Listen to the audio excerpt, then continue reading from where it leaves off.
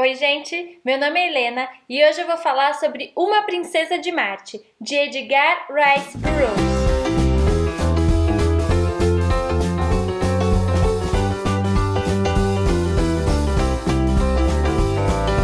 Esse livro é uma ficção científica escrita em 1912. Ele traz como personagem principal John Carter, que é quem narra a história e é o nosso típico herói americano. Aquela pessoa com princípios, uma pessoa corajosa, uma pessoa invencível, capaz de qualquer coisa para derrotar qualquer inimigo. Tá aí, é o John Carter. Ele era um soldado que participou da Guerra Civil. Ele vem de Virgínia, Arizona. Depois da guerra, ele tá numa caverna ali para se esconder e, sem entender muito bem o que aconteceu, ele vai para Marte. Marte, que é chamada de Barsoom pelos marcianos. Como ele é o narrador, se ele não entende muito bem o que aconteceu, a gente também não entende. O que a gente sabe é que ele vai parar em Marte. Lá no começo ele tem alguns problemas com a gravidade, na verdade com a falta de gravidade, então para ele é muito difícil andar, porque ele dá pulos muito altos, ele demora um tempo até ele aprender como lidar com essa nova realidade.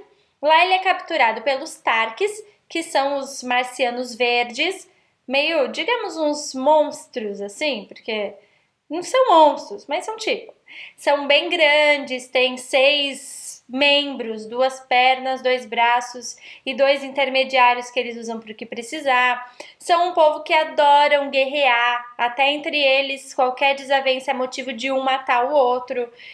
Não, eles não têm sentimentos, não têm família, não existe, né, casamento, ou mesmo filhos, os jovens marcianos verdes, vamos chamá-los assim, eles nascem de ovos e não têm a mãe própria de cada ovo. Então eles não têm esse tipo de relacionamento entre eles. Eles são guerreiros e ponto.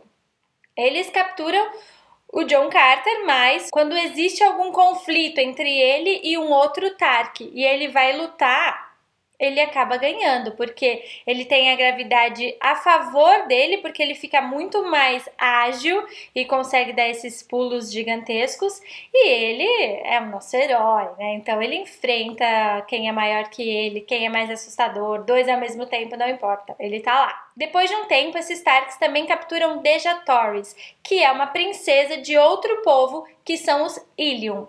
Os Illium não são verdes, são muito mais parecidos conosco, não são iguais, mas são mais parecidos fisicamente e moralmente. Eles querem até ter um acordo de paz com os outros povos, mas isso é impossível em Marte. Todos os povos são inimigos. O John Carter, vendo lá Dejah Thoris, começa a conversar um pouco com ela, ele aprende a linguagem do planeta, que não é igual à nossa, e muito dela é uma conversa telepática, mas ele aprende, e ele decide que vai salvar ela, porque se ela continuar lá, eles vão torturar ela até ela morrer, porque eles também têm isso, eles não querem matar direto, eles querem se divertir com a tortura primeiro. Mas o John Carter decide que eles têm que sair dali, que ele vai levá-la de volta para o povo dela em segurança.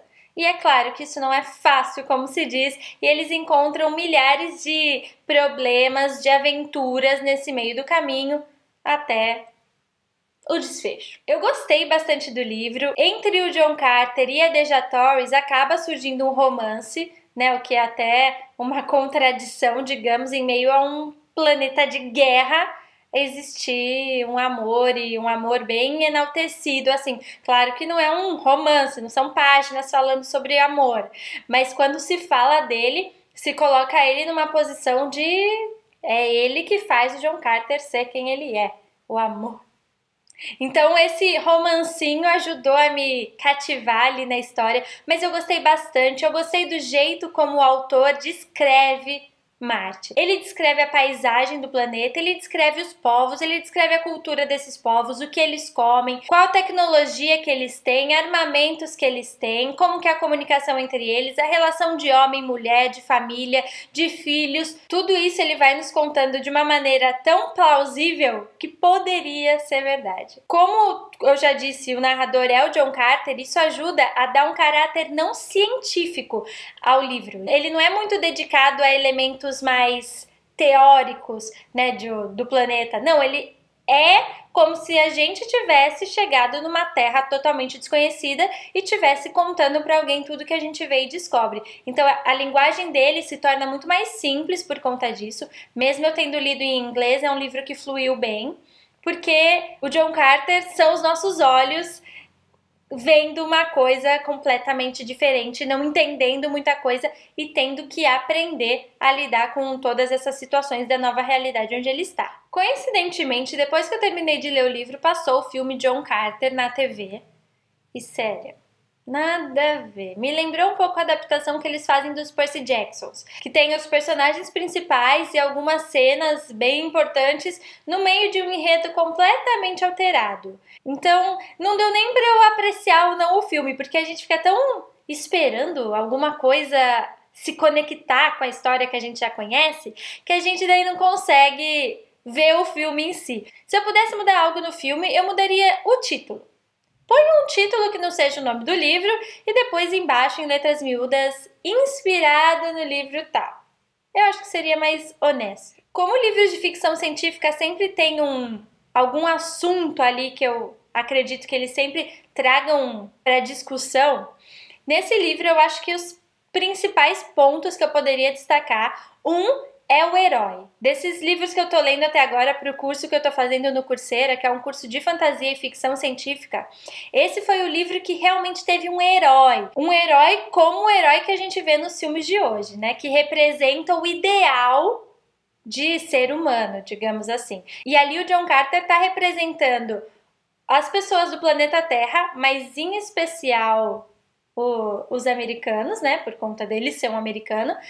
E dessa posição de herói que ele tem em meio a uma sociedade completamente nova. Outro ponto que eu achei muito interessante é o papel das mulheres nessa história. Então a gente tem aí a Deja Torres, que é uma mulher, mas ela não é uma mulher fragilizada, ela não é uma mulher reclamona, ela enfrenta a situação que ela tem que enfrentar e ela não tá ali de vítima. Ela faz o que ela pode dentro do espaço dela. Outra mulher que aparece na história é a Sola, que é uma marciana verde, mas por conta de algumas coisas da vida dela, ela não é cruel como os outros marcianos verdes. Então ela tem ali no meio a esse povo que não tem noção nenhuma de sentimentos e família, uma marciana verde mulher que tem um pouco dessa noção. E a gente tem mais uma mulher aí que aparece mais, que eu vou depois achar o nome dela e coloco aqui na tela para vocês, que aí ela já não tem nada disso. Ela é uma marciana verde, não tem essa parte sentimental e nada. Então, eu acho que é um jeito dele trazer as mulheres para a história, mas sem estereotipar, porque uma não é igual à outra, mas elas têm papéis de destaque durante a história. E outro ponto que eu acho que é essa aceitação de uma raça diferente. Então, se por um lado algumas pessoas criticam o fato dele mostrar alguém do planeta Terra, digamos, superior aos marcianos, por outro lado, a gente tem aí um romance de uma pessoa da Terra com uma pessoa de Marte, de um povo de Marte, que são os Illium, e nada impede isso, né? A não ser as milhões de dificuldades que eles encontram na vida, mas não que eles serem de raças diferentes impede eles ficarem juntos. Então a história traz um debate, eu acredito, bem interessante nessa parte de raças diferentes convivendo no mesmo espaço e como essa convivência pode ser ou não pacífica. Isso não quer dizer que uma raça é melhor que outra, quer dizer que são diferentes, depende dos conceitos de cada uma, da moral de cada uma, do que aquela raça acredita ser certo ou não. Não que seja o certo ou não. É isso, eu acho que esses são os 3 principais pontos de discussão que eu encontrei na história. Esse livro, como já foi publicado há mais de 100 anos, pode ser baixado na internet legalmente. Eu vou deixar lá no meu blog o link de onde eu baixei, mas o livro é em inglês. Vou deixar aqui também minhas redes sociais para quem quiser conversar comigo ou quiser ficar sempre por dentro das minhas leituras. Antes de me despedir, vou deixar aqui uma perguntinha para vocês hoje, para vocês responderem para mim nos comentários. Se vocês fossem criar uma história em Marte, como seriam os seus marcianos? Porque a gente tem essa ideia de Marte e de marcianos antiga, digamos, né, de 1912, de pessoas verdes e não civilizadas, mas muito disso se manteve e muito disso mudou. E aí o imaginário vai mudando também. Então eu gostaria de saber como seriam os seus marcianos. A minha resposta eu vou deixar lá nos comentários também para quem quiser saber como seriam os meus marcianos. Se gostou do vídeo, curte aqui embaixo porque me ajuda bastante na divulgação. Compartilha, se inscreve no canal. Muito obrigada pela companhia e até mais!